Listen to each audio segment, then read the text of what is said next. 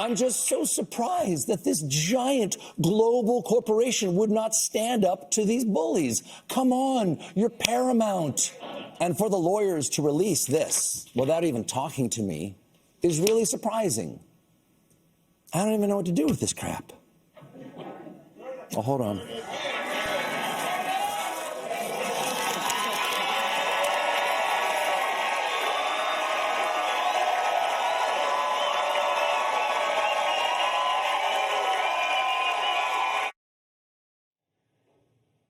Stephen Colbert, donc animateur de fin de soirée qui revenait sur ce qu'il qualifie de censure. Il faut comprendre, aux États-Unis, il y a un CRTC, là-bas c'est la FCC, qui lui a dit, l'entrevue que vous avez avec un démocrate, vous ne pouvez pas la diffuser. Pourquoi? Parce qu'il y a des règles en campagne électorale qui prévoient une équité. On a ça, nous aussi, pendant les campagnes électorales. Ça s'applique aux émissions de nouvelles, non? Ça ne s'applique pas à ce genre d'émissions de fin de soirée, à ce qu'on appelle les talk shows, les variétés. Et ça s'inscrit, ce qu'on entend là. Il y a les enjeux chez Paramount, compagnie qui possède la chaîne CBS.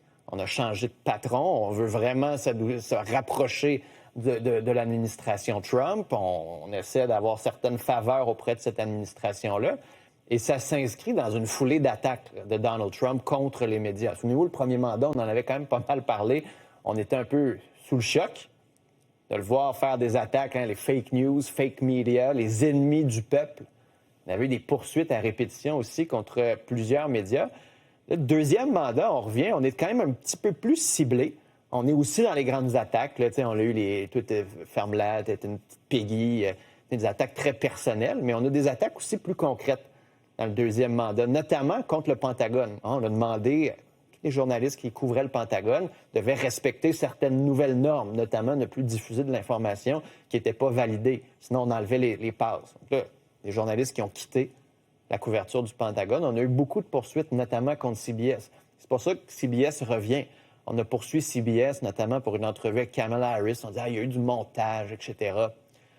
Un peu n'importe quoi comme genre de menace, mais CBS avait plié en disant on a un nouveau président, on est mieux de donner de l'argent, de se taire, de faire mine basse, surtout si on veut garder notre antenne, surtout si on veut, après ça, Paramount, avoir des ententes, notamment d'acheter Warner Bros. Ça fait partie de toutes ces négociations-là. On a aussi fait des compressions chez PBS, NPR, donc 2 chaînes publiques. On enlève de l'argent là-dedans, donc plus difficile de créer des contenus qui sont publics.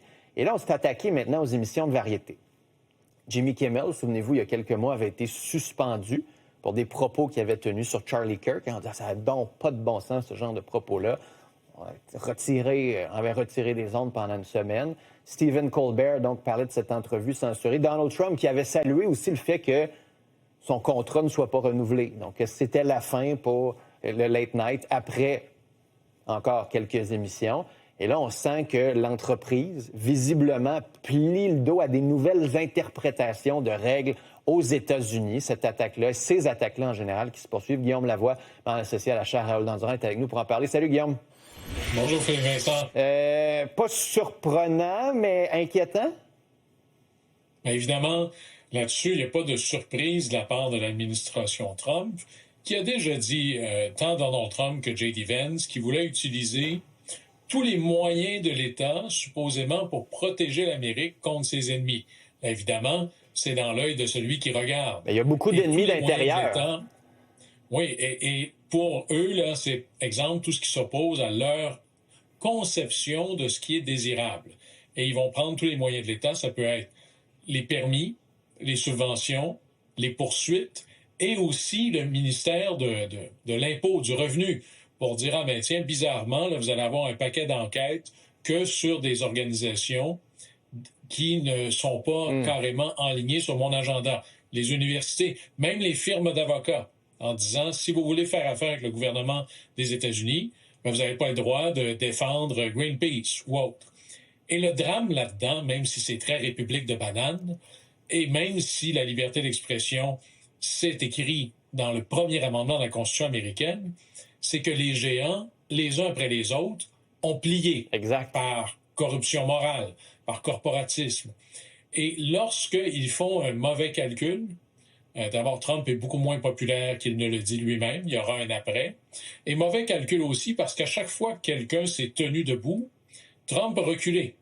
Et là, ici, CBS, qui est bien sûr là, dans un énorme conglomérat, qu'est-ce qu'ils peuvent faire? La dernière fois qu'on a voulu congédier un animateur comme ça, c'était Jimmy Kimmel. Il y a eu une ruée de brancards, une mobilisation générale. Ils ont été obligés de le ramener. Ouais. Et là, maintenant, c'est Colbert qui, lui, sait en plus que son contrat n'est pas renouvelé. Il n'y a pas grand-chose à perdre. Mais le message ici, c'est si les très riches, très puissants, très connus, célèbres se plient les chines, ceux qui n'ont pas la capacité de se défendre avec les mêmes moyens, eux comprennent le message, là. Guillaume, parle-nous de celui qu'on voit, justement. C'est un démocrate du Texas. L'administration a peur de lui ou voulait juste montrer qu'ils sont capables de faire ce qu'ils veulent? Il est très, très, très intéressant. Effectivement, le Texas, historiquement républicain depuis à peu près 2 générations, historiquement démocrate depuis 2 générations républicain.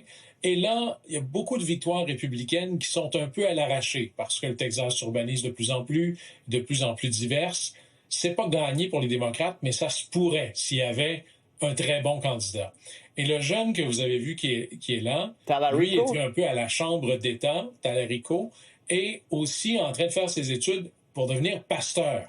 Alors, sa posture, c'est « moi, comme chrétien, je ne peux pas accepter ce que Trump fait. » Par exemple, quand l'administration au Texas disait « on va mettre les 10 commandements dans chacune des classes, parce que c'est à ça qu'on croit », lui dit « moi, comme chrétien, je m'oppose à ça.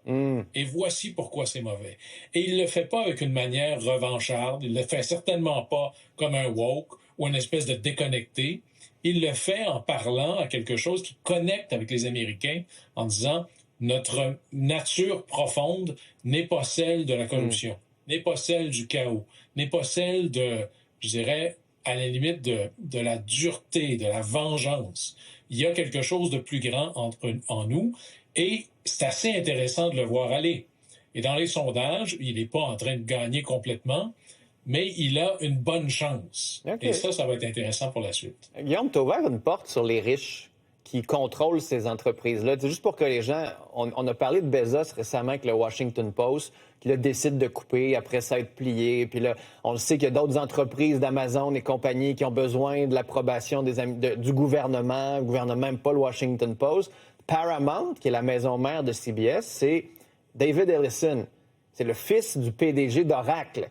Et là, Ellison, lui, veulent acheter, si je ne me trompe pas, Warner, veulent avoir ce deal-là, veulent que le gouvernement plie là-dessus. Oracle a besoin du gouvernement pour avoir des deals en intelligence artificielle.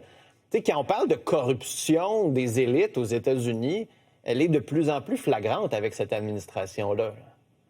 Oui, et c'est pas nouveau. La société politique américaine est peut-être celle qui est la plus poreuse pour faire entrer l'argent et les intérêts particuliers.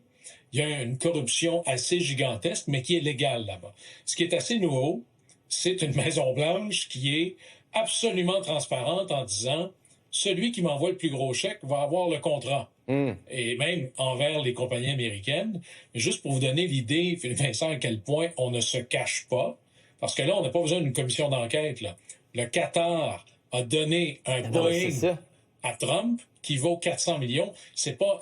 Vous glissez il a fait plus qu'1 milliard en crypto, là. Et Trump est de loin, sans tomber dans l'hyperbole, l'élu politique américain le plus corrompu de l'histoire de la République. On n'est pas dans des 100 000, dans les millions.